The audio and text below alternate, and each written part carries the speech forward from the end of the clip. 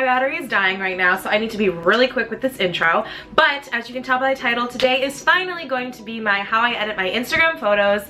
I get this request all the time. Pretty much whenever I upload a photo, you guys ask how I edit them. It's not very complicated. I was really excited that I learned how to do the phone recording on my screen, so it's not like me pressing it with my gross chubby fingers and it being really sloppy. So it's a really nice, easy presentation for you guys showing you how I edit my Instagram. That's pretty much it. I hope you enjoy the video. If you have any other questions or any other requests, of course, leave them down below. And I'm gonna go film a video with Julia right now. We're gonna film a lookbook for her channel. So, we'll see you later. Thanks for watching. I love you so much. Mwah. Enjoy. So, here we are. I'm going to show you guys how to edit my photos. So this is just like my home screen. I don't think the video is gonna be too long because I use the same editing process every single time and it's not that complicated. So I'll first just show you guys my Instagram. Also, you should go follow me if you're not. It's just the same as my YouTube. It is just Missfashioneda, all one word. This is my Instagram. This is what it looks like right now. I really actually take pride in my Instagram. I enjoy doing it a lot. I love showing you guys photos, my life through photos especially. I think it's really fun to have a reflection and like see exactly what my life is like through photos and what I get to choose to show you guys. It's very accurate because I post almost every single day. So this is like my life up to date. This is what I'm doing. I enjoy editing photos a lot. I love interacting with you guys on another, way besides video. I just think Instagram is such a great app just to begin with. So this is my feed. Go ahead and follow if you are not. But all my photos are edited the exact same way, like I said. I don't have a very difficult process. So I have a folder that's called Capture Me, obviously, because photos. And without boring you guys with the other apps, I'm literally going to show you just the three I use, which is in the second row.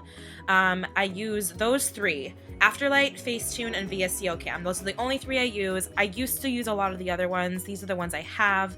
However, I haven't touched them in months. So I guess we'll start with Afterlight. I don't use this one as much anymore, but this one it's basically like a filter one.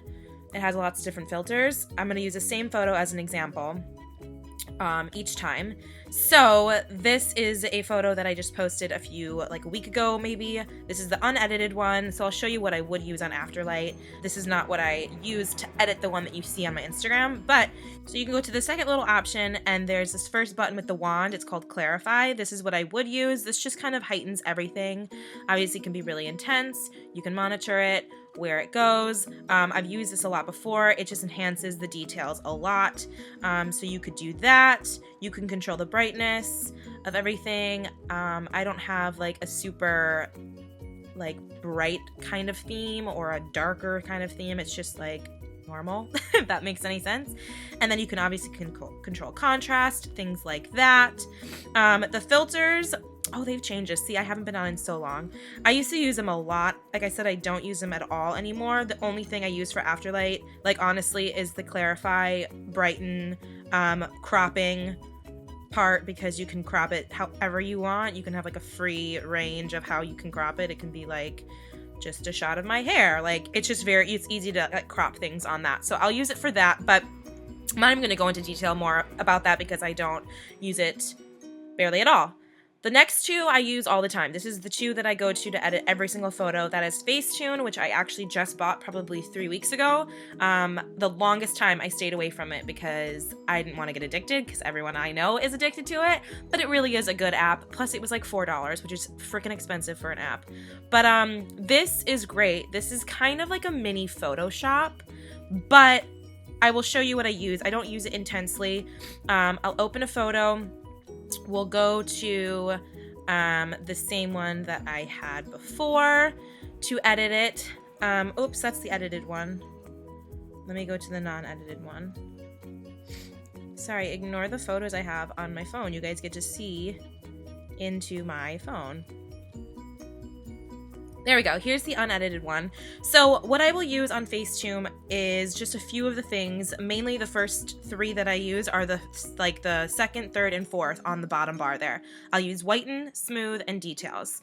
Whiten is great if you want to like whiten up anything, obviously. But like, see how the back of my wall is a little bit more yellow? Like my walls are white, but compared to my bedding, they look really yellow. So I will take, first of all, you can pinch it and move it over. You get to see a detail of my frizzy hair. But you just then run your fingers. You can't see it because you can't see my finger. This is a screen recording. This is so weird. But you run your fingers over the area and you can make it white. So I will do that just to whiten up everything in the back. I just think it makes it look so much more clean. You can see the difference.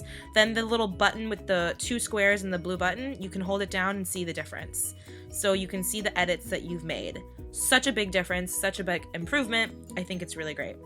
So let me just do the other side really quick. Okay, so I did the other side. It doesn't look as good because it's just like a darker corner, but so I finished the whole thing. So this is what it looks like different. I just think it's way improved. Next, I will go to, so then you hit the arrow at the top that you like that, and you've fixed changes for there. You can still click this button and see the differences that you've made as you go on through the app.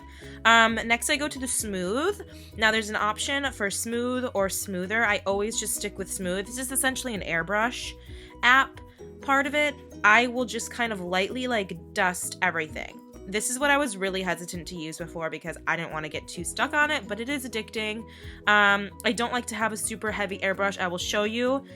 You can literally, I'll rub it all over my face. Like, that's way too airbrushed for me. I would never ever do that. So let me erase that and just show you how like lightly I would do it. Go back to smooth and I just kind of like brush a little bit on it. Like, that's how I would go. I would just do that, make everything look a little bit smooth, and then hit the arrow.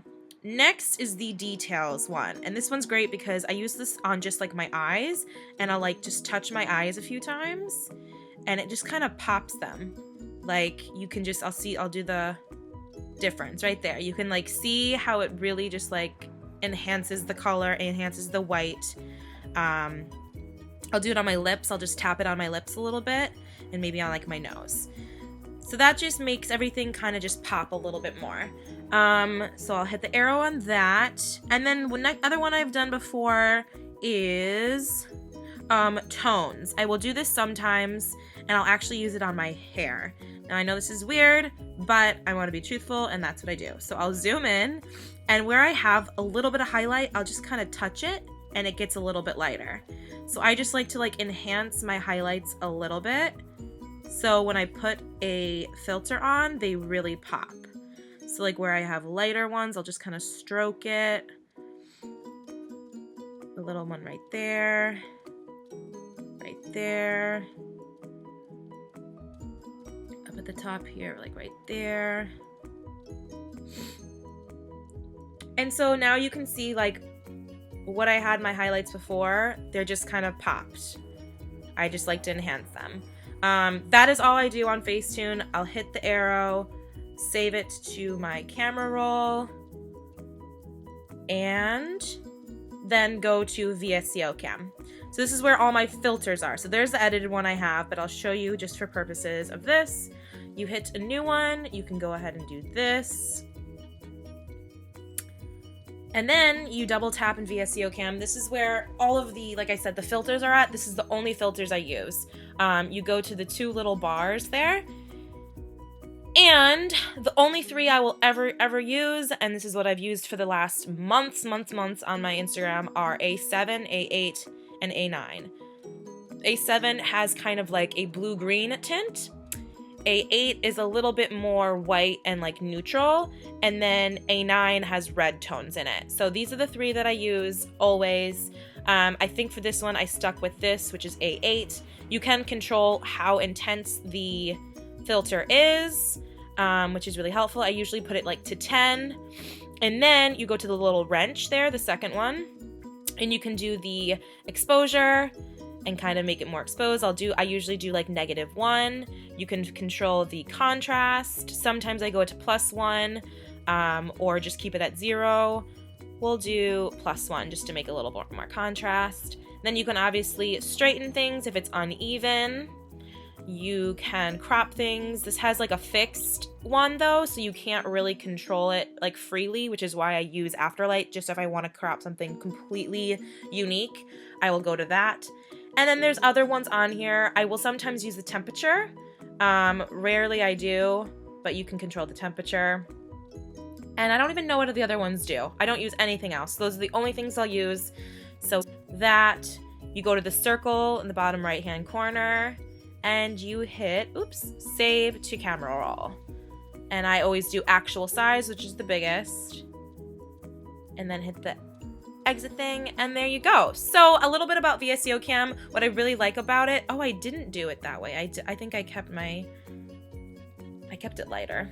Oh wow, so there's a little bit different. But what I like about VSCO Cam is you can kind of preview your Instagram before you actually go on Instagram. So you can plot out where you're gonna put your photos, how it's gonna look on your feed, because you can control, oops, you can control how it is shown. So like display size, you can do this, but I always keep it at the 3 because that's exactly what Instagram looks like.